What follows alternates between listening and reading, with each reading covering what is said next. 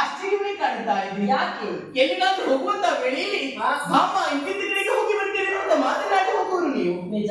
ಆದ್ರೆ ನೀವು ಹಾಗಲ್ಲ, ಮಾತಿಗೆ ಏನಿಲ್ಲ, ಒಬ್ಬರೇ ಹೊರಟಿದ್ದೀರಾ. ನೀವು ಚಿನ್ನಿ ಕಟ್ಟಿದ್ದೀರಾ, ಹೊರ ಸುದರ್ಶನ ಹಿಡಿದುಕೊಂಡಿದ್ದೀರಾ. ನಿಜ. ಹೊರಡುವುದಕ್ಕೆ ಗರುಡ ಮೇಲೆ ಕಿಡಿಚಿ ನಿಂತಿದ್ದ. ಆಲೋಚನೆ ಮಾಡಿದಂತಾಗಿದ್ದಲ್ಲಿ ಈ ರೀತಿಯಾಗಿ ಹೋಗುವುದು ಇದರಿಂದಾಗಿ ಮಾತ್ರ. ಅದರಿಂದಲೇ ಕೇಳ್ತಾ ಇದ್ದೀನಿ, ಯಾರೊಡನೆ ಕಥನ, ಎಲ್ಲಿಗೆ ಗಮನ, ಹೇಳಬೇಕು ರಮಣ. ಏನು ಎಲ್ಲಿಗಾದ್ರೂ ಹೋಗ್ಬೇಕಾದ್ರೆ ಎಲ್ಲಿಗೆ ಅಂತ ಕೇಳ್ತಾರೆ. ಕೇಳಬಾರ್ದು, ಅದು ಅಪಶಕುನವಲ್ಲಿ. ಈಗ ಅಪಶಕುಂತಾಗಲ್ಲ ನಿನಗೆ. ಹೌದು, ಇಷ್ಟೆಲ್ಲ ಮಾತಾಡ್ತಿದ್ರೆ ಅದೊಂದು ಸಣ್ಣ ವಿಚಾರ ತಿಳಿಲಿಕ್ಕೆ ಆಗುದಿಲ್ಲ. ಒಳ್ಳೆ ಮಾತಾಯಿತು. ಈಗ ನಾ ಕೇಳಿದ್ರಿಂದ ಅಪಶಕುನ ಅಂತ ಹೇಳ್ತಾ ಇದ್ದೀವಿ. ನಿಮ್ಮಲ್ಲೊಂದು ವಿಚಾರ ಹೇಳಬೇಕು. ಮನೆಯಿಂದ ಹೊರಡುವಂತ ವೇಳೆಯಲ್ಲಿ ಬೆಕ್ಕು ಒಂದು ಅಡ್ಡ ಬರ್ತದೆ. ಹೇಳ್ತಾರೆ ಹೇಗೆ ಅದು ಅಪಶಕುನ ಅಂತ.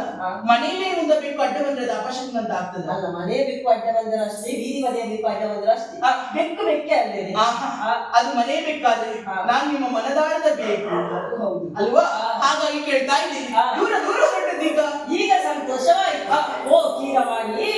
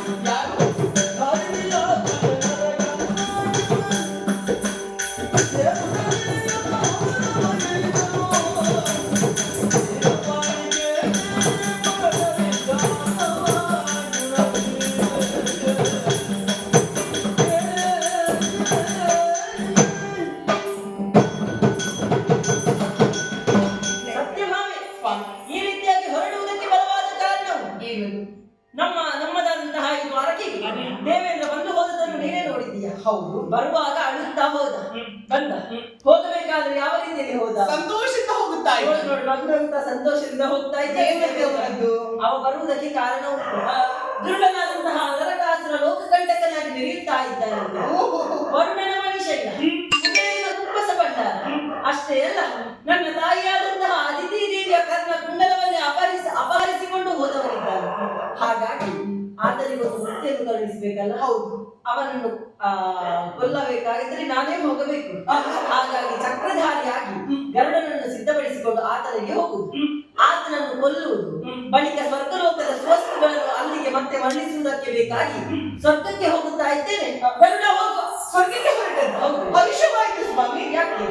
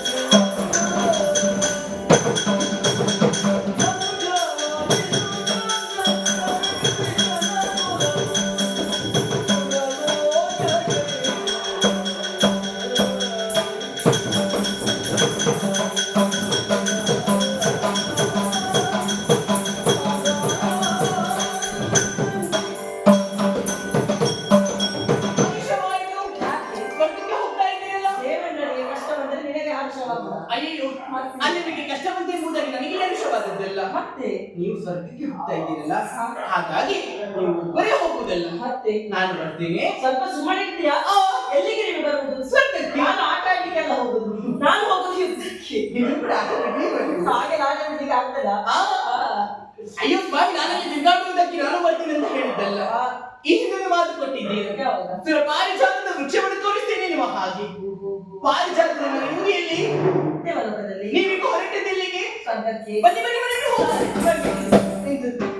ನೀನೀಗ ಆ ಕಥೆ ಹೇಳ್ತಾ ಇದ್ಯಾ? ಹೌದು. ಇದಕ್ಕೆ ಇವತ್ತು ಬೇಡ, ಮತ್ತೊಂದು ದಿನ ತೋರಿಸಿದ್ರೆ ಅಷ್ಟರೊಳಗೆ ಇವತ್ತು ಆಗುದಿಲ್ಲ, ನನಗೆ ಇವತ್ತೇ ಕರ್ಕೊಂಡು ಹೋಗ್ಬೇಕು. ಮತ್ತೆ ನಾನು ಇವತ್ತೇ ತೋರಿಸಿದ್ರೆ ನನಗೆ ಮತ್ತಿಂದ ಮಾಡಿದ್ದೇನಾ? ಅಲ್ಲ ಸ್ವಾಮಿ, ಇವತ್ತು ಹೋಗುದು ಒಂದೇ ತಾರೀಕಲ್ವಾ, ಹಾಗಾಗಿ ಜೊತೆಗೆ ಕರ್ಕೊಂಡು ಹೋಗಿ ಎನ್ನುವ ಹಾಗೆ. ಅದು ಹೌದು.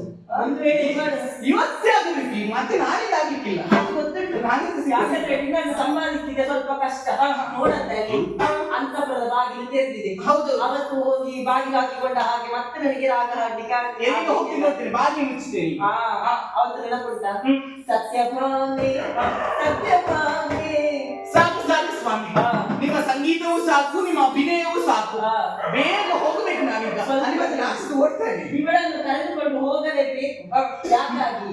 ಕೃಷ್ಣನಾದಂತಹ ನರಕಾಸುರನಿಗೆ ಇರುವುದಾದರೆ ಯಾವ ರೀತಿಯಲ್ಲಿ ತಂದೆ ತಾಯಿಗಳಿಂದಲೇ ಆತನಿಗೆ ಮರಣವೆಂಬುದಾಗಿ. ಈಕೆಯನ್ನು ನಾನು ನೇರವಾಗಿ ಕರೆದುಕೊಂಡಂತಾದರೆ ಈಕೆ ಬಂದಾಳು. ಅಷ್ಟು ದೊಡ್ಡ ಹಠಮಾರಿ ಸತ್ಯವಾದ. ಹಾಗಾಗಿ ಇವಳಿಗೆ ನಾನು ಪ್ರಚೋದಿಸಿದೆನು ಅಂತಾದ್ರೆ ಈಕೆ ಬಂದೇ ಬರುತ್ತಾಳೆ ಎಂಬಂತಹ ಉದ್ದೇಶದಿಂದ ಜೋರಾಗಿ ಗಂಡನನ್ನು ಕರೆದದ್ದು. ಆ ಸಂದರ್ಭದಲ್ಲಿ ಇವಳು ಬಂದಿದ್ದಾಳೆ. ಹಾಗಾದ್ರೆ ಇವಳನ್ನು ಕರೆದುಕೊಂಡು ಹೋಗಲೇಬೇಕು. ಮಾಮೆ ಸ್ವಾಮಿ, ನೀನು ಬರುವುದು ಖಚಿತವೇ? ನಾನು ಬರುವುದೇ. ಹಾಗಾದ್ರೆ ಇನ್ನೇಕೆ ತಡ? ಒಂದು ಕಲ್ಲಿನಲ್ಲಿ ಎರಡು ಹಕ್ಕಿಯನ್ನು ಹೊಡೆದ ಹಾಗೆ ಗಂಡ ಸಿದ್ಧನಿದ್ದಾನೆ. ಆತನ ಹೆಗಲನ್ನು ಏರಿಕೊಂಡು ನೇರ ಹೋಗೋಣ. ಮುರಳಿ ಮೋಗನ ದಾರಿ